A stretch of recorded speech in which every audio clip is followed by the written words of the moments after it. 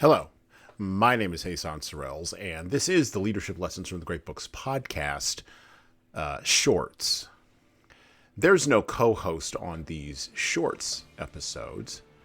These are now around 2 to 4 minute, sometimes as long as 6 to 10 minute observations, ideas, thoughts, or rants about the literature, philosophy, psychology, and even the theology of leadership. Because listening to me talk about leadership for now around 2 to 4 minutes is still better than reading and trying to understand yet another business book. Even that business book your coworker won't stop raving about because it quote-unquote changed their life, but you can't see any difference in their leadership behavior. So how good could that author be? Leadership is always an active act, but it is rarely a loud act. We, in the West, who read the Bible, are admonished by the Bible that a leader should be, quote, whoever aspires to be an overseer desires a noble task.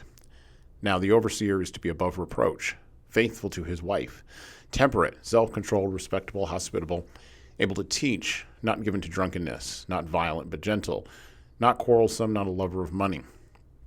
He must manage his own family well and see that his children obey him, and he must do so in a manner worthy of full respect. If anyone does not know how to manage his own family, how can he take care of God's church? He must not be a recent convert, or he may become conceited and fall into the same judgment as the devil. He must also have a good reputation with outsiders, so that he will not fall into disgrace and into the devil's trap. 1 Timothy 3:14. In other words, a leader must be competent, quiet, and firmly in control of his appetites.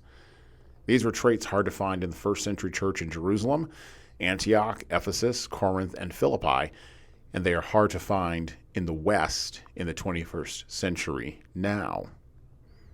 But just because something is hard to find doesn't mean it's not worth fully pursuing. The leadership ideal that was centered on steadiness, self-control, discipline, reliability, calm under pressure, endurance, forbearance, and quiet firmness is still a piece of gold worth searching for.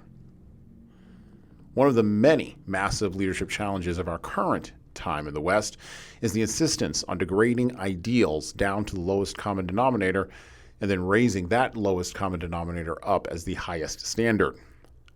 But the desire for competent, calm, and controlled leadership is even more pressing in an unserious time such as ours. One of the aims of leadership, one of the core aims of leadership, is to raise the bar or the standard in the present. That way the bar can be raised in the future ever higher.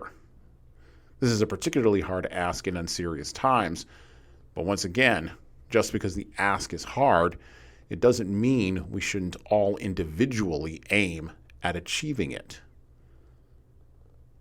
And well, that's it for me. Thank you for listening to the Leadership Lessons from the Great Books podcast today. And now that you've made it this far, you should subscribe to the audio version of this show on all the major podcast players, including Apple iTunes, Spotify, YouTube Music, and everywhere else where podcasts are available. There's also a video version of our podcast on our YouTube channel.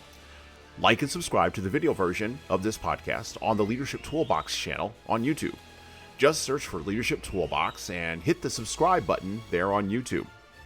And while you're doing that, leave a 5-star review if you like what we're doing here on Apple, Spotify, and YouTube. Just go below the player and hit 5 stars. We need those reviews to grow, and it's the easiest way to help grow this show. And tell all your friends, of course, in leadership.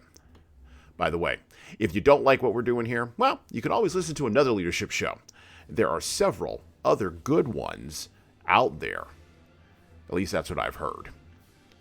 All right. Well, that's it for me.